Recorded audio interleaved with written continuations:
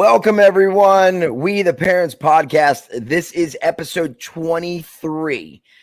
23 episodes, and my guest is none other than Casey Sowers, the brand new, as of October 2020, Executive Director of the Fathers' Rights Movement.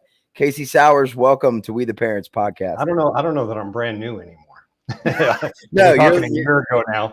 Yeah, right. Right. It took me a little while. Yeah, it took me a little while to get my bearings and get my feet wet and get everything kind of moving in a direction when I came on. Yeah.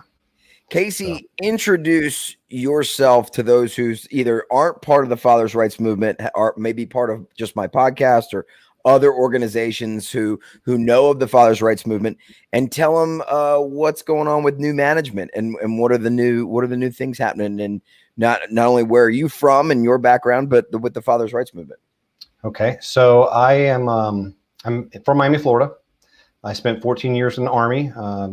Got out as a captain from military intelligence, and I've got a few masters. I'm currently in a doctorate program. When I was first back from Afghanistan in 2006, I got into a relationship and I had a daughter. Now, so this is, why I believe that I was selected, to be executive director for the Fathers' Rights Movement, is I have a rather unique perspective, I believe. Yeah. Actually, let me even rewind from that. Before deploying to Afghanistan, I had a long distance relationship with somebody that I had known for some time. And it was one of those things like, all right, well, we need to either, you need to come over here, let's live together, see where this goes, or we need to call it quits. And she came out and stayed with me in Oklahoma when I was in training and everything. And she was there for a few months and she just never seemed happy, which, that's okay. She had a son from her previous relationship. I potty trained him and stuff like that, and good kid. And, she decided, to go back home, and that's fine. But I mean, we stayed friends. We talked every week, and come, I don't know, mid-November or something like that, I was joking around and I said, so what'd you get me for Christmas? And she goes, nothing, but I got you something for March, and you can't return it and you can't exchange it.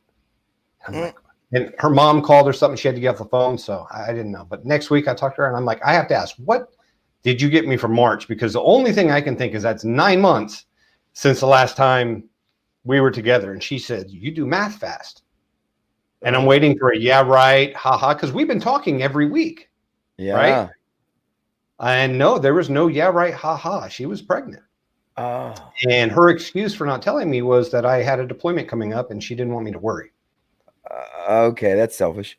And it's sketchy, but I'm like, whatever. And knowing what we had done 9 months before, we had been in communication and everything. I was like, I had little doubt that it was my child. I actually came back from training. I'd driven back from Oklahoma to Miami, and I arrived on 1 a.m. And then at 3 a.m., I get a phone call from her sister in New Jersey. She's in the hospital giving labor. So I wasn't there for it, but 2 days later, less than 48 hours later, I was there, I was there for a week or something. I mean, the calipers on her, or the pistons in the calipers on the brakes in her vehicle were cracked. Like, that's how worn down they were. Right. So I paid $1,000, to get the van, at least safe, new tires, all this stuff. I was like, my child's going to be, at least in a safe vehicle. I'm going to do what I can. Right. So I did all that. And then I had to go to pre-mob for a few months, but between pre-mob and actually deploying, I got to, I think 10 days or something like that. And my parents were like, something's sketchy. So we're not going to have anything to do with this child unless you get a paternity test. Yeah. So in that 10 days, while I was up there, I got a paternity test, but I was stretched too thin financially. So I didn't get the results until that was in June. So I didn't get the results until August, after I was already in Afghanistan. Right. Yeah. And, 8 months after, being, thinking I have a son, I found out that it wasn't mine. What she neglected to tell me was that after we split up and she went back home, she went out with her sisters and had a one-night stand. Oh. So while it was somewhat a relief, given the dynamic of the relationship, it was also like having a child die, because like I said, I had no doubt, or little doubt. And so that passed. And then after coming back from Afghanistan, I got into another relationship. And yeah, I was never chased for, child support or anything. I named him, but and we don't talk often, but because life, but we're not on bad terms or anything. Right. And then after coming back, I got into another relationship, and there was a bit of an age difference. She was a little bit younger, but our parents are like best friends, So, yeah. And I had known her growing up, even though we never hung out. And one thing led to a next, and we were engaged. And she wanted to have a child, and I'm like, I'm kind of starting a business. Maybe financially, right now is not the time, not right time. But yeah, who am I to tell you you're wrong? Because I did want a child. And as soon as that time came, within the first 3 months, she said, I think we should take a break, and I think our daughter should stay with you. Which to me, I remember the moment vividly. It was very confusing that I felt something was off. Not about breaking up. I mean, that's, you're going to be like, what? We're engaged. We have a child, we have the house, two cars, a dog. Just giving you this child, like, here. And she said, the line that really threw me was, I think she should stay with you. And I'm never going to say no to my child, So absolutely, and there was a lot of things that came after that. I don't know if she maybe had postpartum depression, which led to drugs or what have you, but it went downhill for her pretty quickly, and she's never fully recovered from that. Right. I don't know the details. I'm only speculating, but my daughter is now, she'll be 14 in December. And, she's magnet school, gifted, advanced placement, all that kind of stuff. Yeah. And she's doing great, Yeah. I'm not perfect by any means. But, she's got all her fingers and toes and arms and everything else, she makes it to school and gets good grades. So that's, I guess as good a measure as any. A few years go by, and I guess 2016, I got into another relationship, and we got engaged, and have another one on the way. And we were together, and things just started getting bad and bad and bad. And I was like, okay, well, and she actually gave me an ultimatum because she just had it out for my daughter. Like, I just could never figure it out. Like, just something wasn't right. Down to the point where she gave me the ultimatum of sending my daughter to a boarding school in Missouri, I think it was, or separate. And I told her, I said, well, I'm the only person she has in her life, so we're going to have to separate.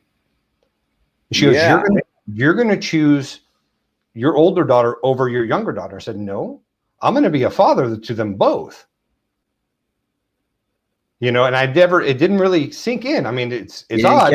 You didn't catch what she said. There was other things in there, like we'd get in an argument before we split up, and, she'd tell me, well, when I'm done with somebody, I erase them from my life. I'm like, okay. And, but that, I never contemplated that would include my daughter, my second daughter.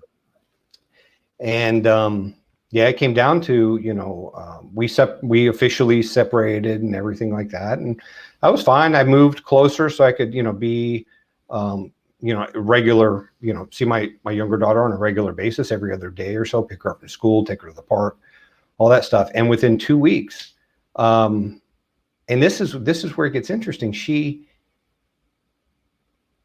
I was supposed to go pick her up, and she wasn't there. So I went to go to the house, and I knew something was off. Pick her up from school, and I knew something was off. So I called the police. And I said, "Look, this is what happened. This is where I'm going. I just want somebody to be there, just in case, because something smells fishy." She wasn't there, and for 3 or 4 months, I didn't know where my daughter was. And what I ended up getting in the mail is I got divorce papers, and I got 2 domestic violence things, but it wasn't against me. It wasn't against me. What? It was against my, at the time then, 10-year-old daughter. Oh my God. And the allegation was that my 10-year-old daughter held down my 2-year-old daughter, took a knife and carved something into her knee. And then me, my mother, and my father all watched it and were working to cover it up. And how is your youngest daughter's knee? Does it have a scar or a cut? There's no scar. I mean, there was Oh my God. But here's the thing is I know how she got the scrape. And when she got the scrape, I told her mother. We even FaceTimed. You know, she didn't even cry. She was running and she went to go run. We were playing and she went to go run around me. She hit her shoulder on the corner of the wall. They did a stumble back and then fell forward. And when she fell forward, her knee hit the corner of the baseboard. Right. It's routed baseboard. It's not just flat baseboard. Yeah. And so that's where she got the scrape, right? It didn't even bleed. Okay. Yeah. She took her to the doctor, and gave the doctor this whole story that my older daughter did this, and she has severe mental issues, all this kind of stuff. So the doctor, of course, calls DCF. Yeah. And it's funny because the whole report says, per the mother, per the mother, per the mother, per the mother. Hearsay. Yeah. And then the thing that made the doctor call DCF was that the scrape was it wasn't straight because it's a routed baseboard, right? He goes, in 40 years of medical, I've never seen a scrape like that. Well, in 40 years of medical practice, how much baseboard have you laid? You know, so you know you can't. Oh my God! You can't cross. You don't know. The fact is, you don't know. I understand. Maybe you haven't seen that, but there's things you don't know, and that ended up leading to that abundance of evidence that the judge said, well, we're going to dismiss everything, but to err on the side of caution. Oh, I love that. The two daughters can't be together at this time physically, which, being that I'm the sole parent, effectively removed me. By default. Right. So that was the plan. And of course I fought that, and I got news for you. Her attorneys did not, she ended up, we finished on her third attorney. Because I would call my attorney up and I'm like, hey, this order, if I'm reading right, says that I have full parental responsibility still, and I can go pick her up from school. The two girls can't be together. And my attorney reads me, he goes, yeah, you're right. So I didn't go and snatch her from school. I was very open about it. I would message her and say, look, hey, I read this. This is, what it says. And tomorrow I'm going to go to school and I'm going to pick up our daughter and I'm going to spend, the afternoon with her. I will meet you at this place at this time to exchange custody. Of course, she was completely against it. Oh, of course, because she's not controlling. Yeah. But I did it anyway. And I did it on a consistent basis every other day, or I think it was twice a week. And we were in co-parenting counseling at the time. And even the co-parenting counselor finally got her to kind of get on board with it, right? Until one day, she completely pulls her out of school and says, oh, the two girls you've allowed them to have contact together, and I can't agree to break the court order. Well, one, you're not agreeing to break the court order. If anybody's breaking the court order, it's me, and not any agreement. And you'd have to prove that too. That was the excuse. Yeah. And so she completely pulled her out of school, and there was one time, we got into co-parenting counseling, and I had been doing something for a while at this point that she wasn't aware of. And I said something in co-parenting counseling, and she very smug said that never happened. Denial. So about something our daughter had said, or something that happened during one of the FaceTimes. And I'll tell you, for anybody that's watching, one of the most important things that I was able to establish at the very beginning, after the judge said, the two girls can't have contact, is FaceTime. There's no danger to the child. There's no physical danger to the child. The other party has control over the phone, can close it, monitor it, whatever, right? And I did that, and she said, well, we'll do it once a week. And I was like, the hell we will. Yeah. I said, I'm going to call her every day. Mm-hmm. Well, okay, we'll do it for like 5 minutes. I was like, no, the hell we will. Control. I said, we will do it, as long as she's engaged. The minute she's not engaged, I don't want to make a habit of just having her on or her just having the phone connected and playing. I want her to be engaged. Yeah. And, if I call and she's just like, hey, I don't want to talk today. Hey, that's fine. I don't do it for me. I do it so that she knows my dad is there. He calls me every day. Right. And that I had been doing that for a while before anyway. So after my older daughter's mother and I separated, I had a business at the time. And as I kind of mentioned, I was starting a business. Mm-hmm. And I was working 100 hours a week, and I couldn't do that and have a child, be a single parent with no insurance, Right. So I was like, I got to do something. But times were tough at the time. This is back like 2008, So I sold off the contracts that I had, and I went back to my roots, and I did some contracting in Afghanistan. I was like, I'll go there for like 3 months.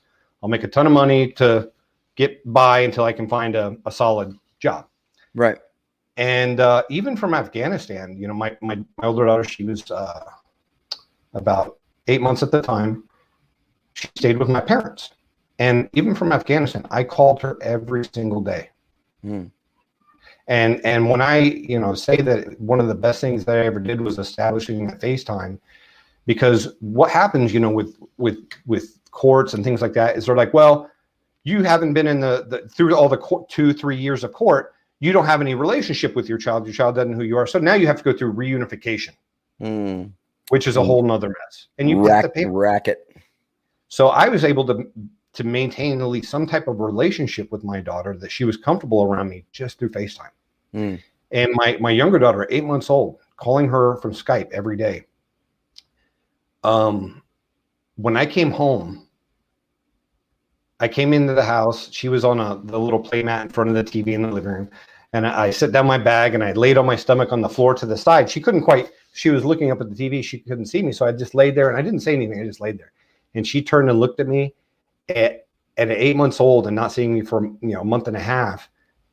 Her face, she had the biggest smile. Her cheeks were red. Her eyes teared up. And she knew exactly who I was. Yeah. When I got there. Back to my younger daughter, though, when I was in co-parenting counseling, I made that statement that she denied, said, oh, that never happened. And I said, let me tell you something. I said, are you familiar with in loco parentis? And she's like, enlighten me. I said, okay. In loco parentis means I can give permission on behalf of Mila because I'm her parent. Mm. Okay. Now, Florida is a two-party state. However, I'm FaceTiming my daughter. So in loco parentis gives me the ability to give permission on her behalf to record the FaceTime call. Huh. Even though it's the mother's phone, my conversation isn't with the mother. Right. It's with my daughter. Hmm. And so I said, so I have a recording of her doing exactly what you're saying never happened. She didn't say anything the rest of that co-parenting session, and refused to allow any FaceTiming for about the next 2.5 weeks. Yeah, sounds like behavior I'm used to. Now, as I said, I'm prior military intelligence. I was also a private investigator. The company that I was talking about was a security company. Mm. And when we finally came down to court, which just happened in June, I submitted 45 days, 24 hours a day for 45 days worth of recordings to the court. I hear you. Dang. So let them make an accusation and be like, okay, well, let's find it in the recording. What day did it happen? Now, I have a question there, just based on experience and based on, obviously hearing thousands of stories. Did you have a good court setting? So I went through 2 judges. We went through the first judge. She transferred to a different thing, so we ended up getting a new judge. So it ended up taking a lot longer than it should have, especially with COVID. The first judge, she wasn't bad. I feel she really made a really bad call. I had a great attorney, maybe not the most aggressive, Right. but given the situation, we're made out to be the aggressor. So the more aggressive we are when we go to court, it just substantiates their allegations, and it's used against us. Sure. So rather than being aggressive, I more stood my ground and my rights. Like when I said, hey, the way that I read this says I can go pick up my daughter. Yeah, you were just more assertive. Yeah, you can, Yeah. Now, I never went to her house with the police and said, I want to see my daughter. No, that would not work out in my best interest or my daughter's. Right. And I was persistent, with things. My attorney, prior service member as well. So that worked out for me well. And he was the attorney that I used for my older daughter. So I've known him for, 13 years. Yeah.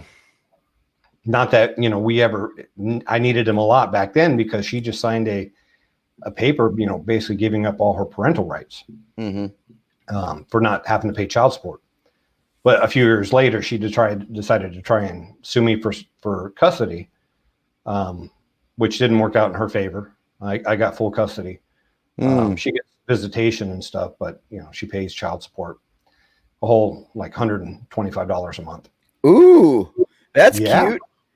That buys snacks. Wow, I used to pay $1,750 a month. So, yeah, see, my thing was like never about the child support, but the court kind of they make you do it.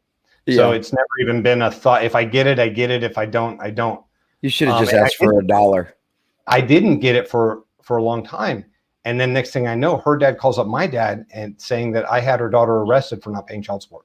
And she was spent some time in jail for $5,000 in back child support. Ouch. And then I get she messaged me. I was like, I don't know anything about it. I was like, they track that stuff and sorry. It wasn't a motion that you made. It was them, the child support agency. Right. Because we actually filed that in Missouri and they track it really well. Sure they do. It goes through them, so they know when they get it, when they don't. Man, so it sounds like to me, and I didn't know your story until now, and you don't really talk about it too much anyway. No. This is the first time you sort of divulged this. Publicly, yeah, probably. Cool. This, so this is why I believe I was probably selected as executive director. I have 3 very unique, polarizing experiences. Raising a child, having a child that was mine and then finding out it's not, and then having less than, because I recorded every interaction, not just FaceTime. Yeah. So even when she was with me, I recorded it, and I can calculate that for 2.5 years, I had less than 0.5% access, physical access to my daughter. That doesn't include FaceTime, but time with my daughter, less than 0.5%. And now with that concluded in June, with me having 50%, and I got $50,000 towards my attorney's fees. Oh, wow. Yeah. Wow. You're like a walking miracle. I'm happy with the 50%. Wow. And the thing is that I didn't go for 100%. I went for 50% and I stuck with it. Yeah. I think a lot of people fight for that 100% because they feel the other person is going to try and get more. So they have to be more aggressive to make up for, their fear of what the other person might do. But I truly believe both, children should have both parents in their lives as much as logistically possible. Yeah. Another thing that I want to just sort of jump in and chat about though is, Casey, what is your opinion on the fact that, we're dealing with possibly, and I would assume that this is more than just hurt feelings. These are people who are mentally ill. Whether we talk about them in the movement, personality disorders and all that good stuff, because this is behavior that is vicious. It's underhanded. You don't know if they're going to accuse you of something that you've never done. So why do you think I did that recording? Because I ended up being accused of other stuff. And I said, when CPS knocked on my door, I said, I'm glad that this happened. Yeah. Because it's going to continue I knew it was going to continue to happen. And I have everything recorded. So here you go. Yeah. But, I mean, to a degree, like you're telling that story, and that's great. That's, that's like, oh, wow, that's crazy. He did all that. But in reality, we're not going to record every single day, every single visit for the next 18 years. Very, very time consuming and exhausting. I would imagine. Especially to organize it, in a way that can be digested. Like when I first met with the guardian ad litem, I gave him a terabyte hard drive. It's like, I can't package this in a way that's digestible because it's so much time. It's been so much stuff. Right. And that's what becomes the issue. Yeah.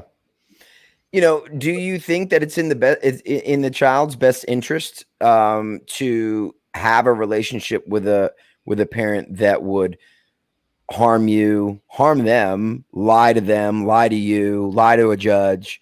When we get into that aspect of it, is that in the best interest of a child to allow for that relationship to continue? I don't think that's a yes or no question. Yeah. I mean, obviously there's a scale there. But what I've done with my older daughter, and I want to talk about something that, what's the word I'm looking for? Come clean with something that I've been thinking about, and my older daughter, like I said, I have full custody. Have there been times when I've not gone by the custody agreement? Yeah. So could I potentially be a parental alienator myself? Yes. Do I feel justified in the times that I did it?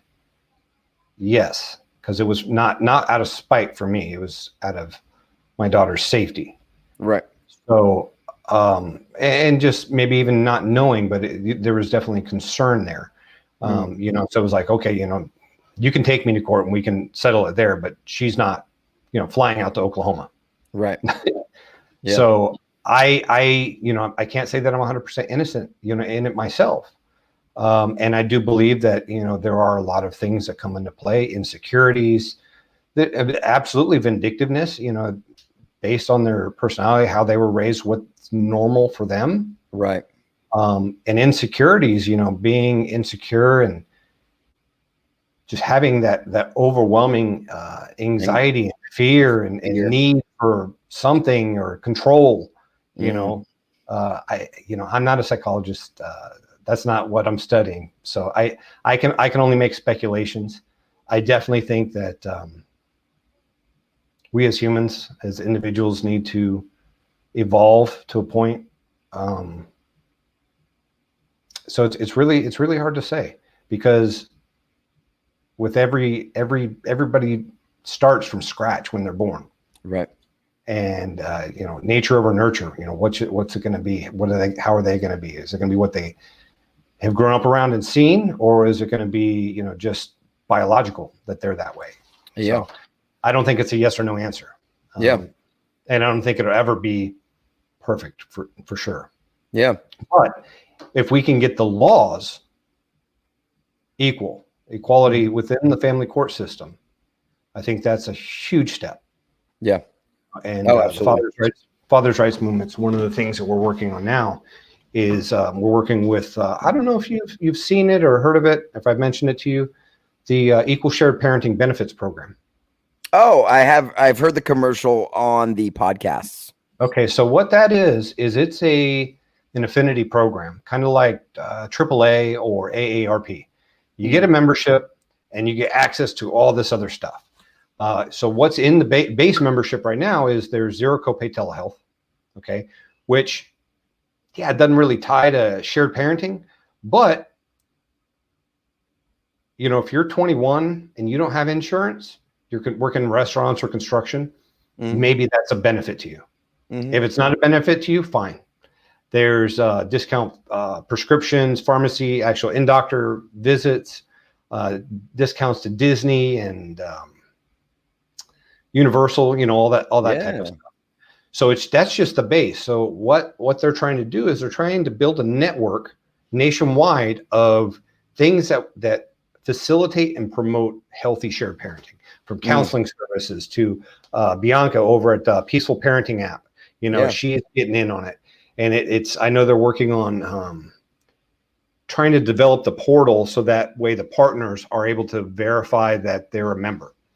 And basically they want to get it to the point that when you're in court and the judge says, well, you're going to use this app for communication, Oh, and by the way, if you sign up for the Equal Shared Parenting Benefits Program, you get the first 3 months free and you have access to all these other resources. Casey, here's a question for you. Hi, Chris. Casey, I'm a father in New Jersey. I've not seen my kids my two kids in 13 months. False allegations, of course, all proven to be unfounded. Yeah. How can someone like me leverage the father's rights movement? Now, I don't know if leverage the father's rights movement is the best term, but no, I'm glad he said that. I'm Yeah. glad he said that because, and I've had people message me, and I know it's been an issue just seeing the messages that come through to us. Yeah. There's maybe some people don't necessarily understand what it is that we are specifically do. We're working on developing services, but the one service that we've really had, and the only one we've really had, is the crisis hotline. Yeah. Which we do manage. But we are working on developing services and partnering with people that develop services or provide services. But what we do is we are more at a 3,000 foot level. Our goal is worldwide equality and change. So like what I'm doing right now is, with my doctorate program, I'm doing research so I can basically bridge a gap between inequalities in the family court system and corporations. Because anybody that has gone through this knows that when you're going through a custody battle, especially a high conflict one, you don't sleep, you don't eat. You're when you're at work, you're thinking about, I got to call my attorney, I got this, I got that, taking off. I've got to jump through these hoops. I've got to go to this parental class so that I can see my child, and it's in the middle of the day. So how is that detracting from the productivity of that person as an employee? Now, I've had people say, who the hell cares about the company, right? I understand that. But my thing is if, when we at the state level, like the event coming up at the state level, does it need to happen? Absolutely. But we're scratching and clawing to get these laws changed in an industry that really doesn't care. They say, somebody told me once, it should be about the kids. It absolutely should be. But the people that are profiting from it don't care about the kids. That means they're making money. So the friend of my, the enemy of my enemy is my friend. Yep. So if we can prove, or if we can establish that corporations are losing millions of dollars to the family court industry, these corporations say, wait a minute. And they're going to give their campaign dollars to somebody that's going to vote for these bills that we're trying to get pushed through. They're going to provide tax-free donations to organizations like the Father's Rights Movement so we can develop programs. Yeah. That's just in the US. Yeah. The next step, I did summer pilot research over the summer domestically, but now I'm adapting that to the international stage with I think we're including Australia, South Africa, Canada, Argentina, and there's one more, and I've got a group of people working together on this one. And once we can do that and we establish that the inequality, whether it's in the US state by state or country by country, has an impact on corporations, we can establish that, one, it's a worldwide issue, and two, the United Nations defines gender bias. Family court system, guess what? Gender bias. One person has advantage over the other. The laws aren't written, equally. That's gender bias. Is a violation of human rights. Absolutely. Root cause analysis, yes. Child support sucks. Children, the parents are upset. People that are hearing this don't care because that means they're making money. However, if we can get the people that are losing money on our side, veteran bias. Yep. Yeah. I was very careful on that one. They tried to use that, but it didn't work. Of course they did, because you got money coming in. With the next study, we can do that internationally. The United Nations defines gender bias as a violation of human rights. There's grants available for equality from the United Nations that I'm using my paper I'm writing right now, which is about 554 pages so far, as the anchor for a grant with the United Nations to develop programs to help parents in equality. And so if we can get substantiated to the point where we get a grant from the United Nations to work towards equality and get corporations on board, Mm-hmm.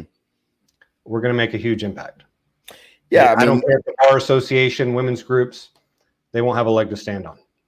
Like you said, I mean, our biggest two things: the coming together of the movement and just conjoin. Yes, we all can do different things. We talked about that before we went live. Yeah. So we have to rehash that. Yeah. But yeah. So yeah, we talk about, all right, everybody can do different things, but when the times come, we need to kind of come together so that our numbers are so great and our voice is so loud.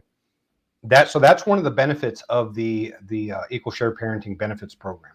Mm-hmm. So that it was designed not only to bring in services, but when you sign up for the Equal Share Parenting Benefits Program, you don't go directly to the Equal Share Parenting Benefits Program. It is designed to support organizations. So, we offer it right now as the pilot program. You can go to our website and sign up for it.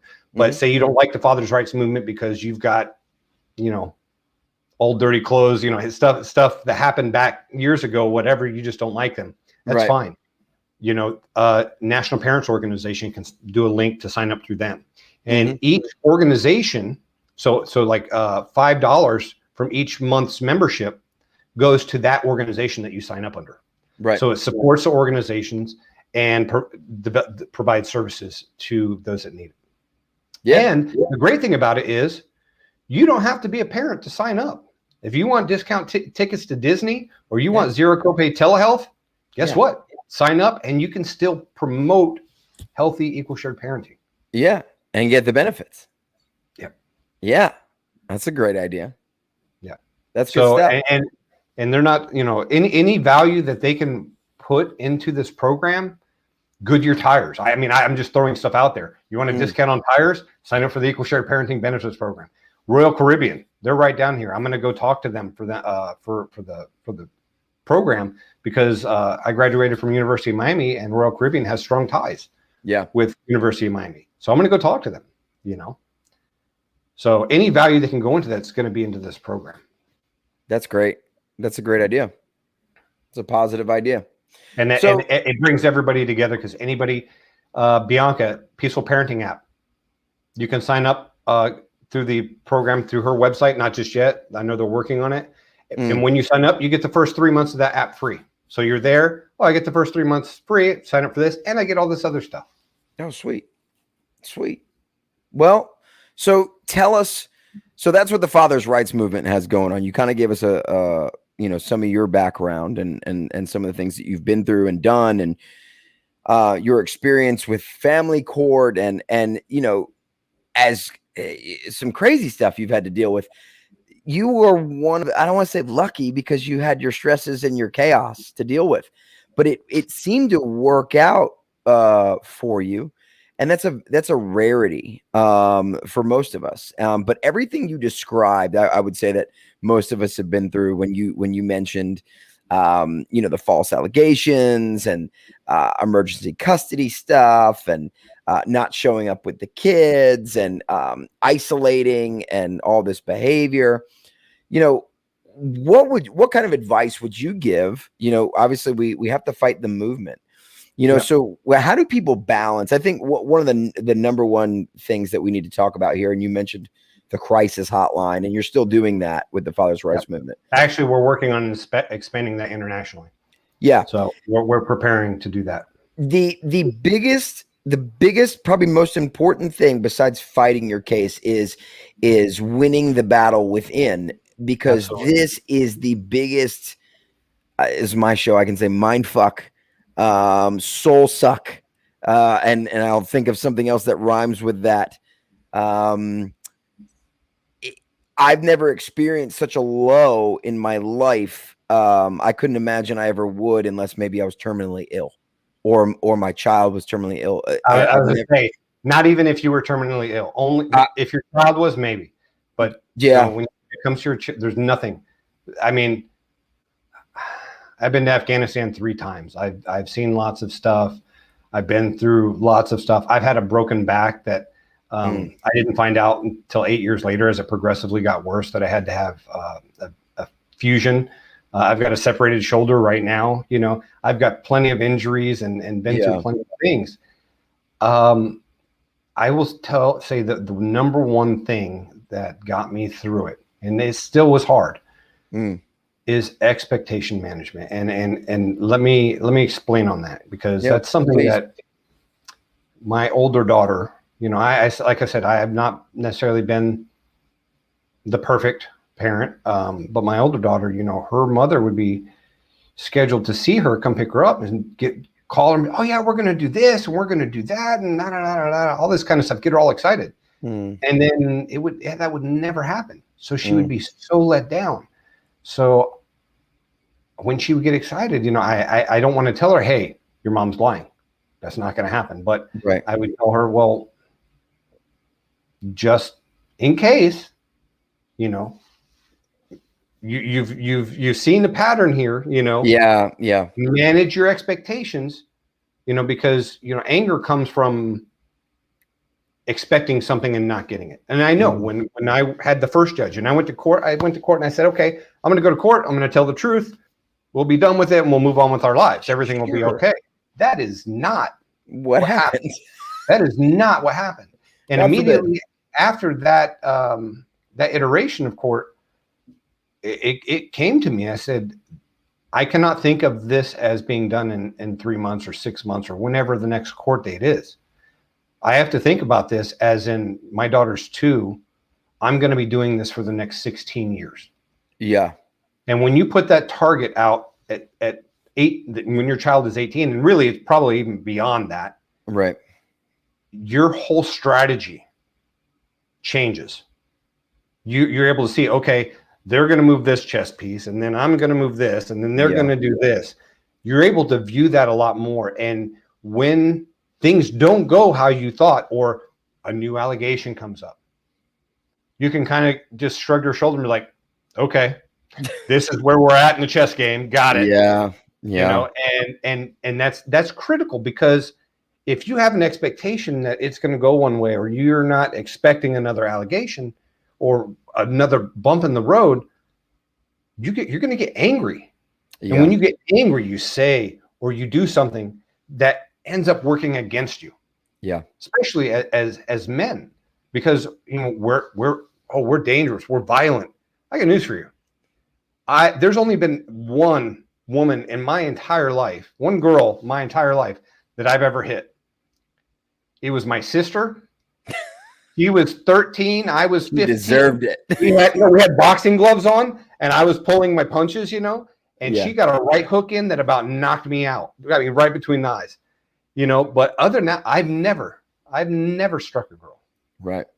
I've never even, you know, and there's definitely people that, you know. Oh, we've contemplated it.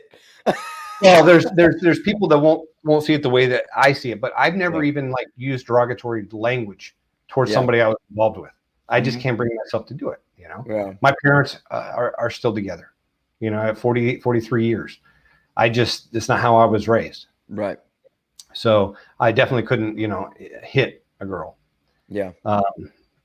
Not that some of them don't necessarily deserve it. Sure. But, you know, equality and all. Not saying to go out and hit anybody, but so yeah, I would definitely say expectation management. Expectation management. To manage that helps you manage the mental health, manage your emotions, manage your reactions, allow you to strategize better. You know, you like to work out still? I do when I can. Actually, I got a brand new rowing machine showing up this week. I can't wait for it. Sweet. I'm hoping I can use it, given my shoulder. I had surgery on it back in 2013, and so I already know what's happening. Like it's held together with like 100-pound fishing line. Oh, sweet! So it's probably just needs a little tightening up. Casey, what is it? What's the next move? What's the future of the fathers' rights movement? Yeah, so we, I think I mentioned to you, we're going to be adding, we do 3 shows a week right now. We have, on Tuesday, we have Unfaltering Fathers. The whole purpose of this is to help change the narrative of fathers. It's to bring on and talk to fathers that have overcome great diversity or are great role models for other fathers. to help with the mental health, to help with the organizational culture and mindset. Yeah. Because being such a dispersed organization, it's hard to kind of get everybody to think in a positive light and not just place blame. Yeah. Because that gets nowhere. Right. You know, so a positive outset, doing things a different way. And that helps people individually as well, you know. Changing the way that you look at things from a, you know, Dwight Stitt was on one of our shows a few weeks back, and he said it perfectly, because it's something I've thought about, but I've not really captured the right way to say it. But when you are able to see your children, and the day will come, you need to be whole as a person. Right. Yeah. So you need to work on, not an angry, just empty shell of resentment and bitterness.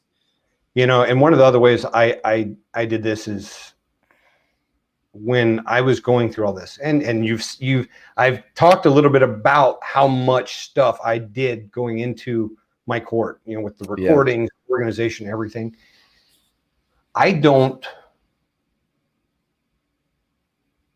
you know, I can argue all day long that I'm a victim because of what happened and the way that it happened, you know, but I don't think of myself as a victim. I'm a father. And my duty as a father is to endure anything that I need to for my children, to protect my children, for their well-being. And if it's going to court and recording stuff and going through an emotional roller coaster, right, that's what I need to do. Yep. I think that's well said. And that's always been my mindset. I'm not a victim. My children are victims. But I don't see myself as a victim. You can be a victim and not fight. Yeah, sure. You can be a victim then and complain, but as long as you're fighting, you know, you might get kicked around a little bit, but such is life. As long as you're doing what you need to do as a parent, regardless of what it is. Right. Whether that's taking care of your mental health or your physical health or your financial health or your spiritual health, whatever that is. And with COVID, it got hard. I ended up, you know, I'd pull my 13-year-old. She wanted to sleep all day, you know, with the homeschool and summer and everything. I said, nope, get up, let's go running, you know, and she hates it. But after about a week, her whole mood changes. Yeah. Oh, absolutely. It's important. And that's something that I, you know, battle with even myself. This podcast has been a therapy tool for me. It's let me speak where I couldn't get heard in a courtroom, or, you know, I couldn't get a hold of the legislators, or the governor wouldn't call me back. The great thing about it, the other thing is, it's almost, they set their own fate when they do this. Because for me, every moment that I can't spend with my daughter, I'm putting towards building something, building a monument, building, you know, the father's rights movement, changing society, something in her name. Right. You know, and you've got this podcast. While you may be, I don't know, blocked from sharing it or directing it towards your child or something like that, it's on YouTube. And in the future, when she wants to go back and look at it, guess what? She can. Yeah. My recordings, if it ever comes up and she wants to see them, my daughter's got at least 45 days worth of recordings that she can go back and be like, wow. Not that I'm going to shove it in her face, but if something comes up and like, well, why did you do this? And say, well, that's not quite the way it happened. You know? So I will, you know, spend the time that I'm not given with my child to better myself, to build something, all in, you know, my children's names. Turn your pain into purpose. Yep. Stop swimming in it. And we've all swam in it. Trust me. I was broken and beaten and crying to God and crying to my parents and crying to my ex, please stop.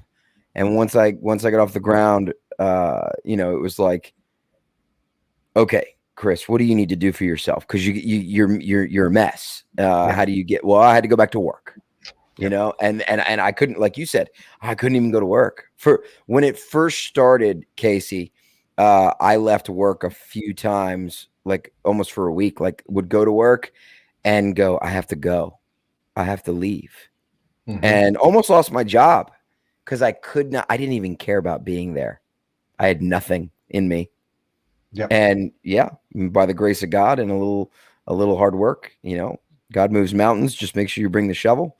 And that's what we're doing every day. That's what we're doing right here, is bringing the shovel. Yeah. I want to say I couldn't do that because being that I had my older daughter and being the allegation was against her, right up front at the beginning, I couldn't allow her to see me waver because I didn't want it to consume her. So that was a struggle for me. You couldn't be weak. You couldn't sort of let it show. Right. Yeah. Now I will say that when, my older daughter's mother and I separated, there were times I had a gun in my mouth, but not because of the separation, right? But because I kind of, it's like I saw the future of what it was going to be, and the fact that my daughter wasn't her other parent, her mother wasn't going to be involved in her life, as a parent should be. Having grown up with both of my parents, that just the thought of that killed me. Unbearable. Yeah. Now my older daughter, she doesn't know any different because this is all she's ever known. Right. But I still see it, I mean, to give you a little insight into the things that people don't see of single dads, especially custodial dads. When I was in active duty, I would take my daughter to daycare in the morning and I would go to work, and then I pick her up at the end of the day. And at the end of the day, when in the military, it's usually the men that are in the military and the moms, are stay at home or what have you. And so at the end of the day, it was the moms that came and picked up the children. It was the moms that dropped them off too. Yeah. And so when a mom would show up, their child would run to the exit and say, "Mommy, mommy, mommy." And every mom has long hair. So my older daughter, around 2.5, 3 years old, anytime because that's all she ever saw. When there was somebody with long hair, they said, "Mommy, mommy, mommy." So for about a year and a half, she called anybody with long hair mommy. Oh, wow. And it was embarrassing and broke my heart at the same time every time it happened. Yeah. And I would drop that same daycare. I would drop her off. And the daycare workers be like, "Oh my God, she's so cute. Who buys her outfits?" I'm like, "Well, I do." Yeah. But who picks them out? I do. Like, you just go to the girl section and you grab something. Well, you got a little bit of taste, Yeah, but, I mean, it's not that difficult, Right. I mean, I can jump into a swaddling competition right now. I got no problem with that. And there's nothing. Even recently, there's a therapist that's kind of evaluating my younger daughter as we transition into the new 50-50, which just started last week. There was a step up to the 50-50, and the 50-50 actually just started last week. Oh, okay. And well, actually, it's Monday, so the week before. And we went to Disney for 3 days. But the therapist calls me up one day, and she's like, "I understand that your daughter's mother, gave you a bag with a bunch of stuff in it for you to keep at your place. Yeah. And that you sent it back to her with everything still in it." I said, "Yep." "Well, why did you do that?" And I'm like wondering, I'm like, where's the problem here, And I said, "Well, because I don't need it. I have everything that I need." Yeah. And they're like, "Well, I was angry because I thought, okay, what is her mother trying to pull now? Right. She's packing this stuff and giving it to me to try and make me look incompetent as a parent, Yep. And we'll come to find out it was the therapist that suggested she do it. Oh. And at that point, I was like, wow. I was like, I said, are you calling me from an iPhone? Do you want to FaceTime? Do you want to see her room, her dresser, her bed, her toys. I was like, I've got everything. Yeah. I've raised another child. I know exactly what's needed. I'm pick up my daughter. I'm prepared to have everything. And if I don't have everything, I know where to go to buy it. You know, I can take care of it. And so, yeah, she jumped on FaceTime and showed her everything. And the more, even though we ended the call, the more I thought about it, man, the more angry that I got. And fundamentally, tell me how this is any different than a cop seeing a black man ride a bicycle down the street and asking him if he stole it, just because he's black. Right. Because I'm a dad, I don't know how to do this stuff, right? Yep. It's absurd. So, to me, I mean, this, you know, I mentioned earlier about a human rights violation. This is the human rights issue of the 21st century. Yep. You know, 20th century was women's rights. It was the civil rights movement, you know, for minorities and stuff like that. 21st century, I mean, 2060, we're going to be looking back at this period in time like, wow, that was really messed up. You know, and there's an analogy that I use to put things into perspective. All right. Now you've been through it, so you know the answer, but say you know somebody else that you, as far as you know, they're happily married and they have a child and everything, and he comes to you and says, yeah, you know, Lisa and I have been fighting. I've been staying in a hotel room for the past week. I think we're going to get a divorce. Now, I have yet to have anybody tell me more than one of two things. Either A, okay, well, you know, they're both reasonable people. They'll probably be able to work it out amicably. You're right. Or B, man, he's screwed. And the fact that our train of thought ends there doesn't seem like much on the surface, but when you really think about it, it's like, wow, that's really messed up. And to tell you, to show you how messed up it is, here's how messed up it is. Imagine right now, we're talking via StreamYard, right? Yeah. In 1950. Yeah. Imagine it's 1950 and we're talking via StreamYard on a bus. We're on a bus and bus pulls over. A black man gets on. Where does he sit? Well, in the back. Now, whether people agreed with it or not, that was the social norm. Right. And nobody thought beyond that's where he sits. Mm-hmm. That fundamentally, I'm not trying to, you know, compare atrocities by any means. No. But fundamentally, it's no different. It's the cultural programming. It's the social norm. Yeah. Yeah. And there, I think there are a select few human beings that literally detach from cultural norms and look at things through viewers that are logical and clear and go clearer. No, this isn't good. Everything. Yeah. Or there's a gut thing saying, no, something's not, this is not something right about this. Mm-hmm. And they pay attention to it. And they become advocates, right? Might feel something, but they ignore it, or they're too busy or what have you. Yeah. Oh, absolutely. I mean, you said, you know, you said that, well, I was trying to think of what it was earlier. Oh, I lost my train of thought since I got excited when you mentioned the one thing. Then I jumped on something else. Yeah, but, I'm sorry. No, you're fine. You're fine. But I did want to pull up. So the website for TFRM, is that in effect active at the moment? I pulled up tfrm.org. And I was going to share it with everyone. Yep. If you wanted to just kind of go through it, tell everybody what features are on it. And like you said, what are all the things they can find on the website? I want to pull this up for you real quick. I don't know what happened. I actually contacted our IT guy. This is not loading correctly. Okay. So it should have more the logo. Well, it just the design of the layout isn't there. Everything fundamentally is there. And if you click on one of the pages, they were loading correctly, but the homepage just isn't loading correctly. Okay. So we got, let's just, for instance, go to crisis, since that's sort of TFRM's right saving grace. TFRM so the crisis hotline is not a suicide hotline. You can call and we'll work with you until we can get you somebody that's more, specialized in dealing with that. But it's managed by volunteers that have been through everything that, fathers are going through. And that some of them are still going through it. And they're great guys. And I know the last time I checked, we're handling like 45 hours a month in phone calls a month. And that doesn't include texts or emails or Facebook messages or anything. Wow. Yeah. Wow.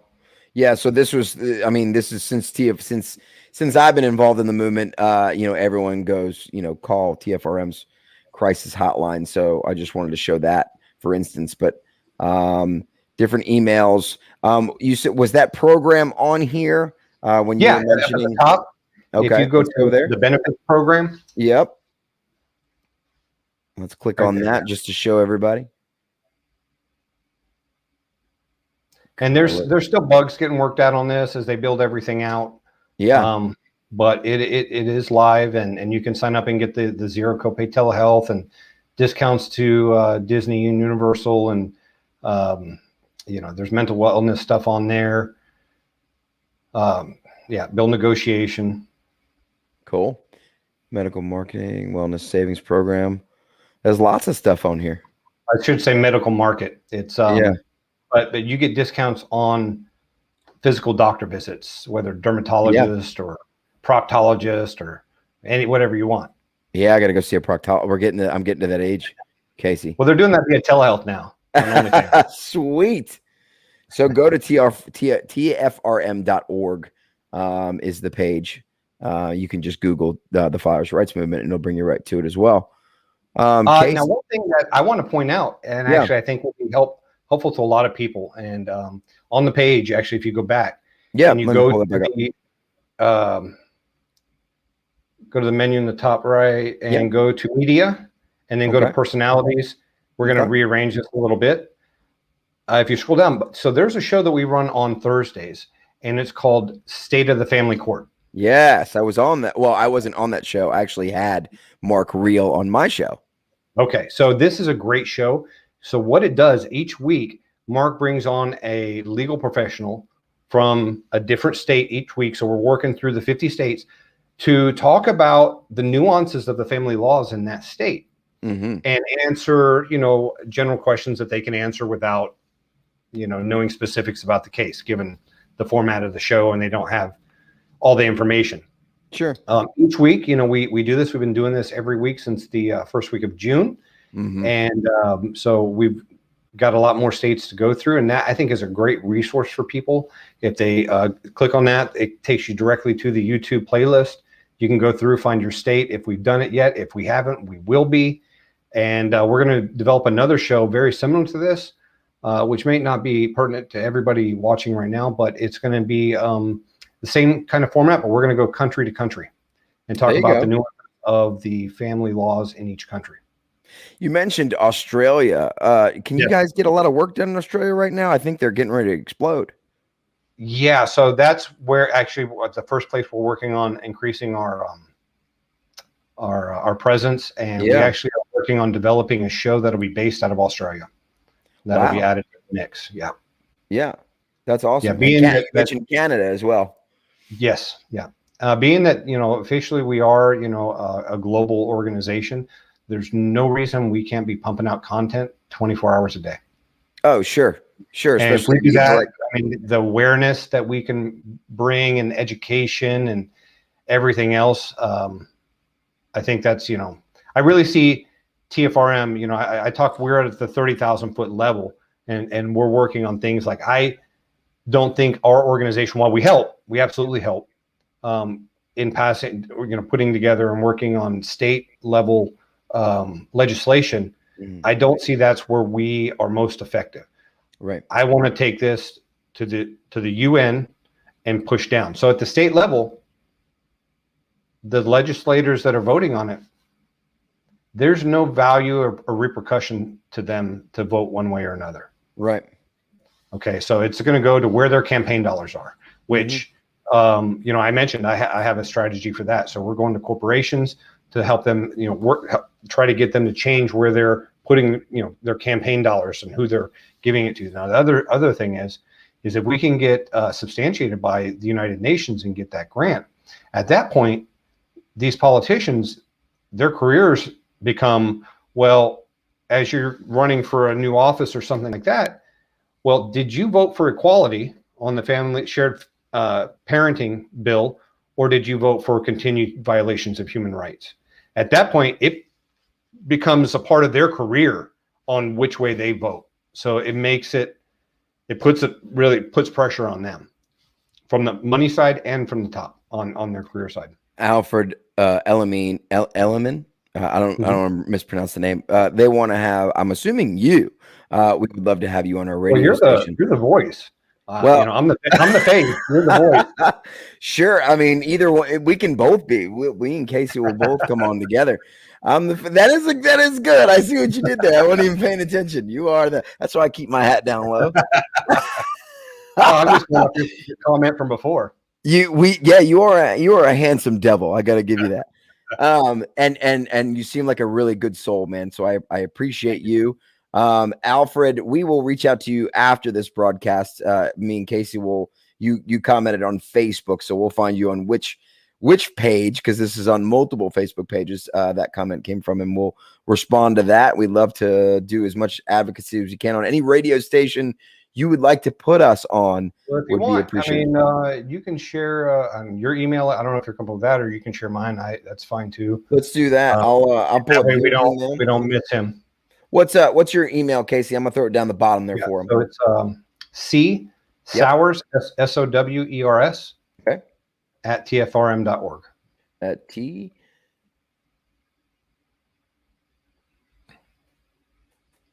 .org. There we go. So let's add that. Wait. Hold on. You know, when you're doing a live show and you got the budget of negative $100. So we acquired Wirecast. Yeah. Licenses, and I got into that. And you need a team. Yeah. To operate that. Yeah. It is, but you can do a lot. Did I do that right? C Sowers at tfrm.org. You guys want to email Casey for any radio interviews, any media stuff? That's what we want. We're creating our own media stuff right now. But so you know what? You know, I know we're running a lot on time, but I want to talk a little bit about my research. So my pilot program, research project that I ran over the summer. So there's 3 hypotheses. I want to talk about the 3 hypotheses. Yeah, go ahead. Number 1, custody battles or disputes have an effect on mental and emotional health.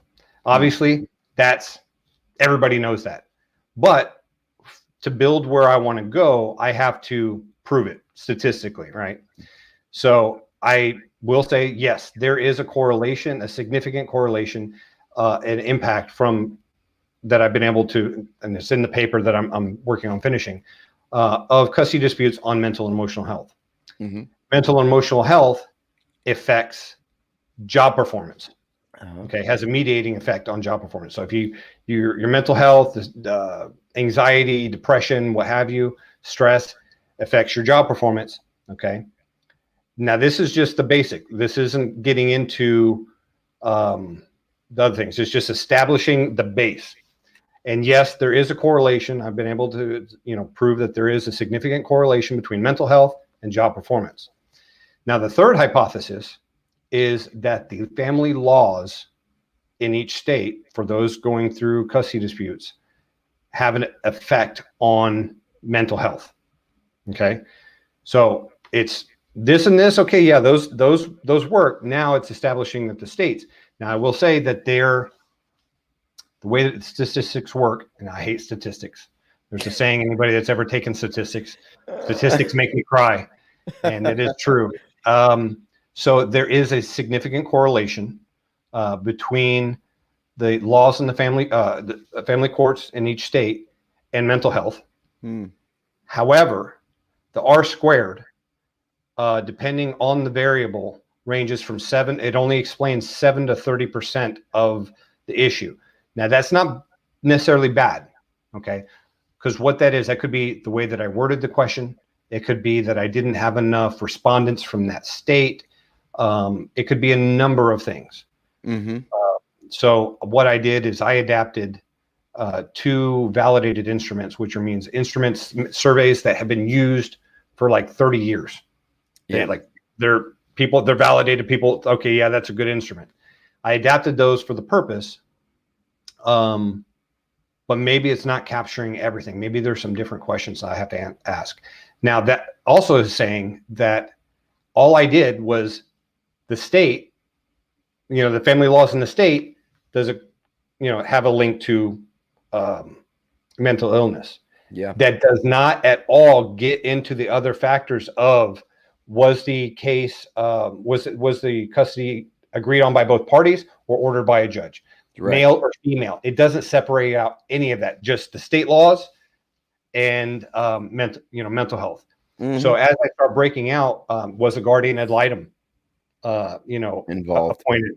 How long has it been from the start of the case until you saw your child? Right. How many miles do you live from your child? You start getting into all that stuff that may account for the other 70, up to 70, 80%. Right. But the paper I'm writing right now is just establishing those first three things. And the way that doctoral level work works is that when you start on something with three hypotheses, you don't answer any other questions. You don't say, well, this, but this, and this. So I have to do that in another. Right. But I have the data. I just have to get through this first paper first, and then I can start using that same data to answer other questions. And then I get to have you back on the show and put Dr. Casey Sowers. I've got about 2 years for that, but sweet. Well, we'll get you on a couple times before that. Yeah. But I'd like to end this crap before you become a doctor. Honestly, that's my goal. I told you my job, like me being executive director for the Father's Rights Movement, has had no impact on my custody dispute, nor will it in the future. I'm not doing this because I'm getting a benefit out of it. I'm doing it because I want to set the example for my children that when something is not right, you need to stand up and speak. You need to do the right thing. Say that again. You need to do the right thing. And so the reason I do this is solely because of that. And my only purpose is to work myself out of a job as quickly as possible, to make the Father's Rights Movement not need to exist. That's it. Yep. That's what we're doing here, because I want to go back to Nashville eventually, right? I want to spend them time with my kids until they get old enough, and then they're going to go have their own life, and then Daddy, maybe at 50 something, will go back to Nashville, Tennessee, and he'll try to write a couple songs for some famous people, and live out the rest of his days. But I don't want to do We the Parents podcast. I'm in Miami, Florida, and Rosa from I'm Live. So we're waiting to sit and just relax on the beach and drink Mai Tais, Right. That's our plan. We will not, just like Biden, and I won't get started too far into that, just like he wouldn't hand over the Afghan war to the next president. Besides all that, we won't go into that, but just those words in transitioning to what we're saying is the buck stops with us and our children. We will not, these fathers here, Casey and I, and Rosa and all the other dads, Cash Jackson and Mark Ludwig and all us fathers and mothers, stepmothers, the buck stops here. There will not be another generation. I want to add in another person, Joeed.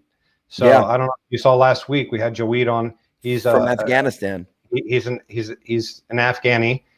He's, I think, in New York, working for a company, and his wife and 3 children are stuck in Afghanistan. He reached out and contacted us to do what we could. Actually, he reached out to me because I worked with him when I was in Afghanistan. He looked me up on LinkedIn after 15 years. Wow. And asked me to do whatever I could to help him get his family here. Wow. See, it's coming together, man. It's coming together. And guys, like Casey said earlier, take care of your mental health so that you can fight this battle. Exercise is a great way to do that. Yep. It's hard to be consistent, but make yourself do it. Yep. Make yourself do it. We're telling you, that's why we're sitting here. I know we all like to, throw back some drinks, but keep it under control, because it's a rabbit hole that you don't want to go through. I'm guilty. It's not going to help. I am too. It's not going to help you in the long run. Mm-hmm. Yeah. Casey, is there anything else you want to say to the audience before you go? Yeah. It's okay to not be in control all the time. We're not Superman. We're not invincible. Even though we were raised not necessarily in tune with our emotions, it's hard. So, one of the things you definitely need to do is, when you're in pain and you're struggling and stuff like that, you do need to acknowledge it. You need to work through it. So as much as we talk about, doing other things to stay mentally and emotionally and physically fit, there are going to be days that you just can't, and that's okay. Yeah. The next day, you say, you know what, you get back on the ball, or maybe 2 days later. You got to acknowledge that pain, or else it's just going to come back and bite you later. Absolutely. Casey, thank you so much for sharing your story. Thank you for letting us know what the Father's Rights Movement is now doing, what we got going on in the future. Very excited about those things. We will talk next time before my laptop dies. We're going to say goodnight. Guys, thank you so much. We'll see you next time on We the Parents podcast. Thanks for having me.